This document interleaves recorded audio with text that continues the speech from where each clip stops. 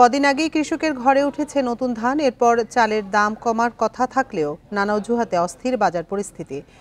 অথচ গত বছর একই সময়ের চেয়ে প্রতি কেজিতে দাম বেড়েছে ৮ থেকে ১২ টাকা পর্যন্ত।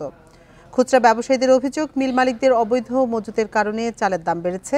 তবে এমন অভিযোগ মানতে নারাজ মিল মালিকরা। এ নিয়ে আরো জানাতে পাবনা থেকে আমাদের সাথে যোগ দিচ্ছেন সহকর্মী খায়রুল ইসলাম। খায়রুল, আমরা প্রতিবেদনে যেমনটি দেখছিলাম যে খুচরা ব্যবসায়ীরা অভিযোগ করেছেন যে মিলাররা কৃত্রিম সংকট তৈরি করেছেন। এ বিষয়ে মিলাররা কি ধরনের বক্তব্য দিচ্ছেন?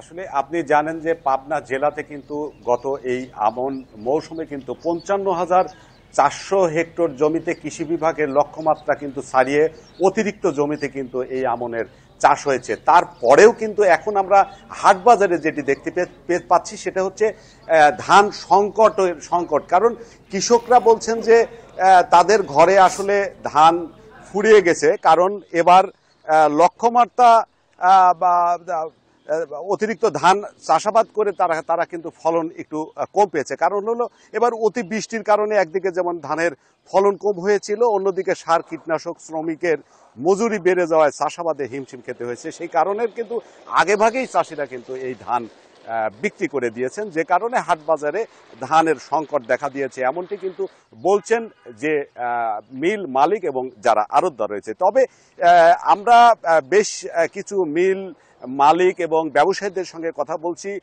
তারা তাদের এই অভিযোগ নাকচ করে তারা বলছেন যে কৃষকরা বলছে যে তারা কৃষকদের অভিযোগ যেমন যে তারা ধান মজুত করছেন, যে কারণে আসলে কম দামে ধান কিনে নিয়ে মজুত করছেন, কিন্তু তারা এই অভিযোগ তারা অস্বীকার করছেন।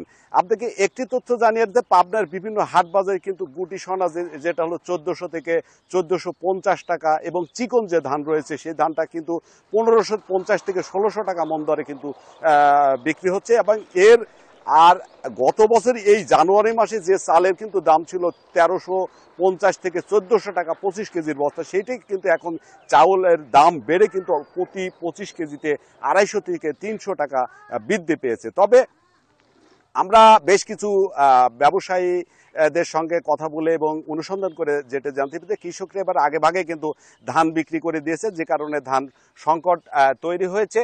এবং মিল মালিকরা ধান মজুত করার কারণে কিন্তু এই ধানের সংকট সৃষ্টি করে কিন্তু চালের দাম বৃদ্ধি করছেন। এই ছিল আসলে আমার কাছে পাবনা থেকে ধান এবং চালের বাজারের সর্বশেষ। পাবনা থেকে চালের বাজার পরিস্থিতি নিয়ে জানাচ্ছিলেন সহকর্মী খায়রুল ইসলাম।